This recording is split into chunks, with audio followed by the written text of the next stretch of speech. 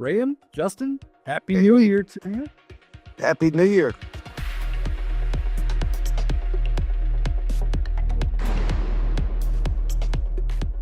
How was everybody's Christmas? Did anybody get to hit any spots, or was it more family for you guys? What was everybody's shot of their year? Like my shot of my year was in South Korea. I got a shot from the movie Past Lives, so that was kind of my shot of the year. What about you guys? Did you guys have a favorite shot of the year? I think mine was it's a extremely specific shot at Devil's Tower from Close Encounters. You guys know hiding under the rock. I had been trying to find that exact shot, that exact rock for years, because I go to Devil's Tower every single year, and I've been looking for it and just always coming up empty. And it turns out it was right under my nose the whole time. I couldn't believe how obvious it was once I finally found it. So finally finding that shot really made my year. Looking at all the photos I did, I think standouts for me, doing something a little bit different. I liked when we went to Austria, I caught the Indiana Jones, the one where he's traveling to the castle. All it is a second unit, it's a pickup shot. None of the actors are there, but it's just that shot. So you'll get the matte transition. And I quite like that because not only was it spectacular anyway, but it's a little bit different. But again, The Great Escape, that was good. And also prior to that, I'd done Spain and I'd done all the spaghetti westerns and lots of those. So there's so many that if you said to me, pick one, it's really hard to do. This year, I think the number one was a Great Escape with the one with Steve McQueen and so on, which I really enjoyed doing anyway. Enough about us. Let's talk about the other shots we saw and liked this month. This was kind of a slow month, a little slower than usual. Aside from the obligatory recycled Home Alone shots, which we've already established, we don't talk about recycled shots here. A lot of people do, they recycle stuff for like the movie's anniversary or obviously for when a holiday creeps along, like every Halloween, you see the Halloween stuff, every Christmas, you see Home Alone stuff. We don't do recycled shots because, let's face it, if somebody wins one month, what's to keep, stop them from posting again and again and again, and just this way, everything's a one and done kind of deal. But there was still enough to wrap a nice conversation around. We did see some good stuff here, so let's get started. I tell you, anybody that spends any amount of time in this group knows who Mary Arnold is. Nobody covers the quantity game as well as Mary does, right? She shoots everything. She shoots absolutely everything. So it was only a matter of time until Mary showed up here. We got this shot at Boston Public Garden, the iconic scene from Good Will Hunting. This has become one of those locations where even if you're not what you would consider a full-time movie location stalker, it's gotten to the point where no trip to Boston is complete without going to this place, right? And getting this shot. It's a pretty popular one. So, of course, seeing this one, it's like, yeah, this one's got to get. What's great about that spot is when I was there, my wife looked over and she goes, you realize this is the exact spot Robin Williams won his Oscar at. And I was just like, wow, that's right. And so I replayed the speech in my head, the whole you've heard about the Sistine Chapel, but have you ever been there? And blah, blah, blah, blah. He crushed that scene and he won his Oscar right there. Here's a little tidbit. It's about maybe 1,000 feet from the Cheers building. For people watching, if you want the most bang for your buck, if you go to Cheers, the Good Will Hunting bench is about 1,000 feet away. And then behind the Good Will Hunting bench is the church from Boondock Saints. When they come out of the church and they light the cigarettes, you can still line all that up. You could get all three shots within 10 minutes of walking. All right, that's great information to know. So shout out to Mary, great shot. She definitely does make this hobby look fun, right? And that's what I think everybody should do. And like I said, it was only a matter of time until we ended up talking about Mary, and this definitely won't be the last. Number 9 is a shot from Alien Romulus by, these international people. I hate having to try to say these names properly. Kovac Zoltan Ivan. Is this an underground station or is this in an airport or a bus station? Do you know what this is, Justin? I think that looks like underground. Yeah, some kind of underground station in Budapest, Hungary. Yeah, I always love when we go international with these shots. I think people would look at Budapest and think, why would they have shot Alien Romulus there in Budapest? But I'm sure that the shots from Blade Runner 2049 were also shot in Budapest. That's correct. What I like about shots like this is there's nothing better than a place you can actually physically go to. But most people that are just using this to get from A to B as commuters, and have no idea. They probably watched the movie and thought, oh, that's great, and have no idea because you don't put two and two together. And this is what I like about this is that sort of everyday location that's in like a big movie, and you can go and actually, as you've done there, replicate it. This shot is just so photogenic. I just love the way this shot looks. So I'm glad this one made it. And this is one that stops you when you're scrolling. You go, oh, well, this is pretty cool, so kudos. I agree. I did not know what this shot was from, but I had to look. Number 8 is this shot from Billy Madison by Inked Beardsman. I see this one quite a bit. This is a pretty popular shot. I guess I voted this one as highly as I did just because I'm kind of jealous of it that everybody but me has it. I don't have it either, but it's a great shot, and this guy did a great version of it, so kudos to him for that. Number 7, The Departed. Steve Dahlman is another one that's, I don't know what this guy does for a living, but he covers some ground. Yeah. I mean, he's not just New York, Los Angeles, Chicago, like a lot of people. I mean, he goes into the nooks and crannies of this country and gets a lot of really cool stuff. This one, here he is at Logan Airport in Boston from The Departed. I don't know if this location in the airport is behind security or if it's outside of security. Either way, it's pretty cool. I always love Steve's shots, so just like Mary, it was only a matter of time before Steve showed up. I got to hang out with Steve one day, and he revealed to me that he's kind of he works for the government as a teacher to teach about infrastructure in different cities. So every week he's in a new place, but he prioritizes filming locations, which is pretty cool. But yeah, this is a great shot. I'm pretty sure that's just in the terminal. I've been there before, but stopping at an airport. Would you need to be a ticketed passenger to get this shot? Yes. The thing with Steve is it's not just about quantity, it's about quality as well. Because he also picks lots of movies that you don't often see that I really enjoy. Like you said, you see a lot of the same thing, but then all of a sudden Steve will pop up with something like, oh, I'm not seeing that.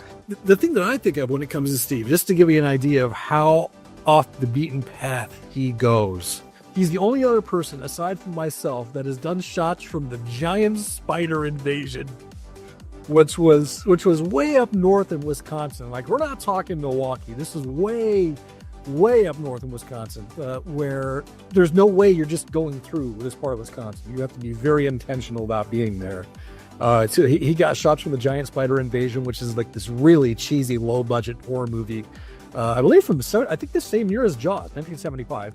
He got some shots from there like I did, so I applaud him for that. Shout out Steve. Steve finally made the list, which was inevitable.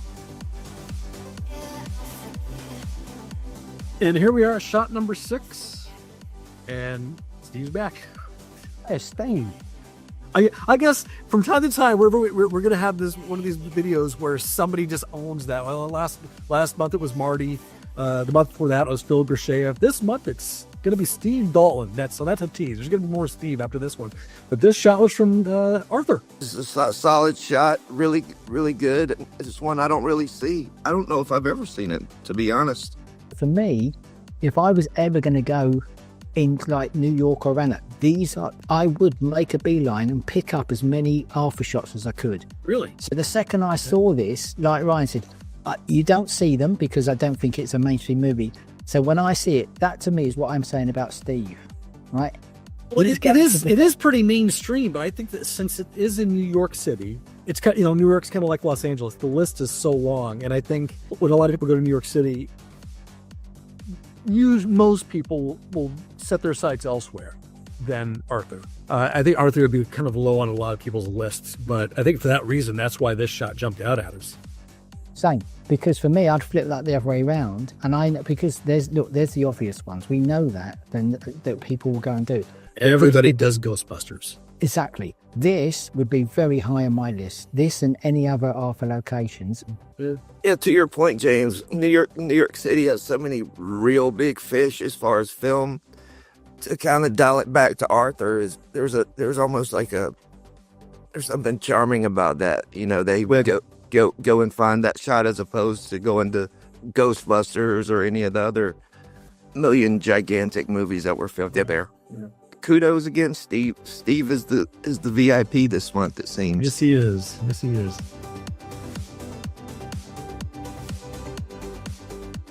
Number 5. Oh my gosh, 3 in a row. See, Dawn again. Okay. Once again, there's 4 of us doing the voting here, and we come up with an average based on everybody's ranks. I think this was my personal number 1 because I love The Fisher King. Man, I love that movie. The thing about this location, guys, this statue, this Tecumseh Sherman statue, is right across the street from the Plaza Hotel in Central Park. You see people over and over and over again going to the Plaza Hotel for a lot of different reasons. So many movies were filmed there.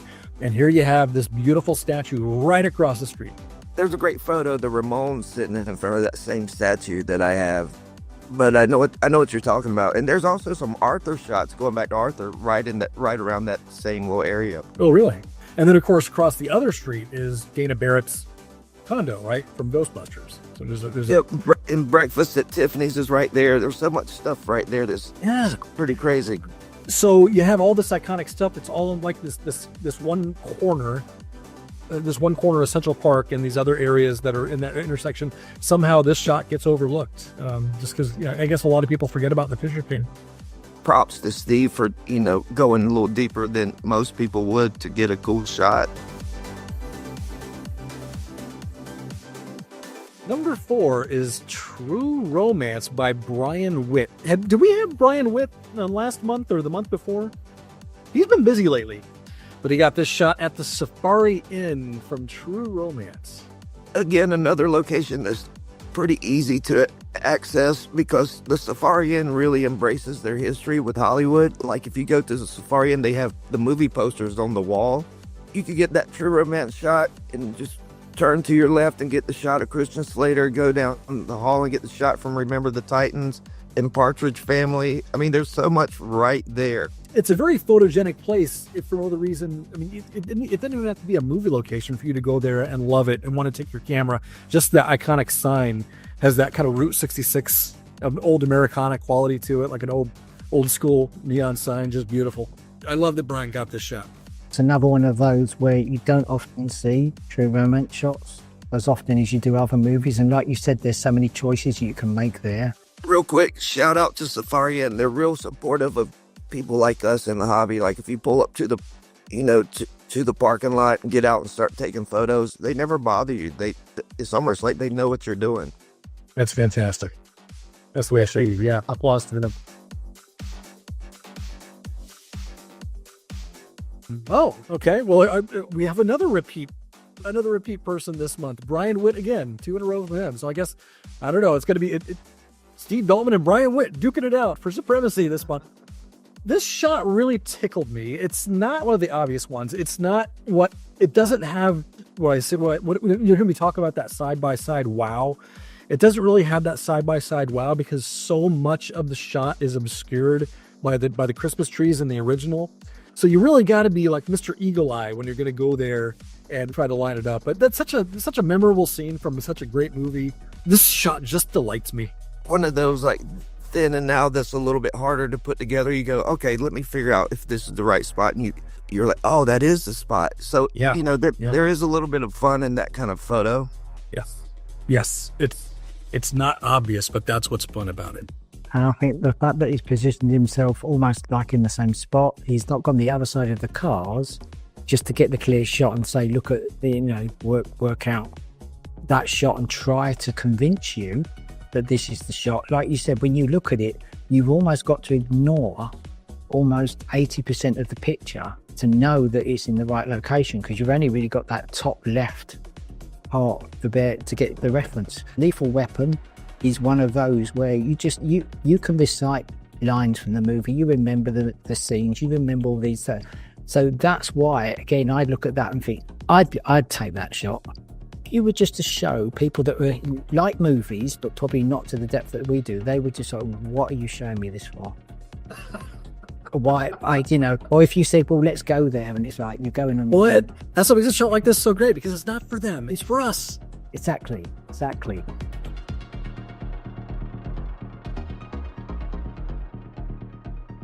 Number 2.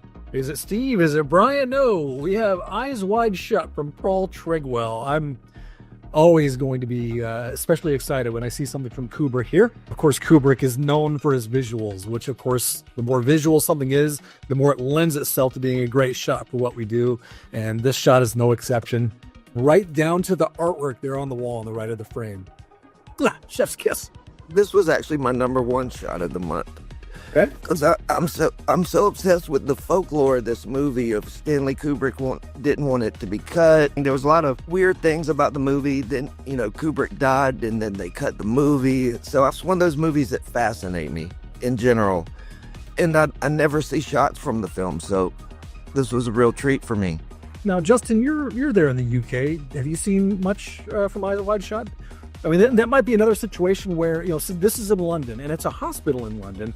But since it's in London, Eyes Wide Shut might be lower on a lot of people's lists, and maybe that's why we don't see it that often. This is obviously a working hospital. It's been pulled out of this for this movie and so on. But again, how many people have just may have seen this movie and have walked this corridor and have not even got a clue? No clue whatsoever. Now, Justin, like you said, this is a working hospital. I've done a few shots in hospitals here in the States without a lot of difficulty. Like did the hospital in Jaws, did the hospital in The Fugitive. Those are the first 2 that come to my mind. How lucky do you think he was that he got this shot? A hospital, obviously, late at night after visitors have gone, they're quiet. So it could be that he was there, he just finished visiting, waited till the last end. I don't know, but to get the shot like that and have the corridor clear, that would take a little bit of maybe timing. And sometimes you can just get lucky. There could just be a little bit of luck with the timing. I don't know. Number 1 is True Lies by Andy Height. He's another one that I've seen a lot of lately. This shot from True Lies by Andy Height. This is another one where didn't seem incredibly obvious, just in terms of being ranked so highly by all of us. I love the fact that they got this particular shot so much because I will never forget seeing True Lies in the theater for the first time, and this shot just brought the house down. It was so funny. So I'm just so glad that Andy did this one. Yeah, this is a great shot. It's one that I don't know that I've seen really before. Maybe I've seen it, but a lot of people getting into the hobby are digging deeper than just the normal hero shots, and this was one of those. The architecture on the left side of the frame is unmistakable. Just so you know he was in the right spot. There's without a doubt this is where he's supposed to be. I think the actual reference shot from the actual movie it almost feels like it doesn't do the bottom shot justice, because there's more detail on the one at the bottom than there is at the top, because really the focus is on Tom Arnold. But when you actually start to look at it, you realize that is absolutely the same shot. So Andy Height makes it into the circle of honor. Yeah, no, it was a great list this month, and I thought it was some great shots, some classic shots, some shots I've never seen. So it was a really cool little mixture, and we got a couple of new regulars now. It looks like maybe into the top 10. Really nice way to wrap up the year. I tell you what, guys. I mean, if we keep on doing this, and I hope we do, when we get to this point next year, I want us to do a top 10 of the year. Like we'll go through all the shots we looked at from every month and just put them all together in one pool and come out with a 10 best for the entire year. We probably don't have enough yet. We're still kind of new to do that this year, but I'm already thinking ahead. Yeah, that's a good idea. Well, before we go, I just want to say Happy New Year to you guys and all the location hunters out there. It's a real treat to see all your photos, and I hope in 2025 you go out and crush as much as you can crush and keep sharing with us. I love it. Yeah, well said, Rayan. Yeah, good luck, everybody. Have fun and be safe in 2025. Lots of adventure. Bring it on.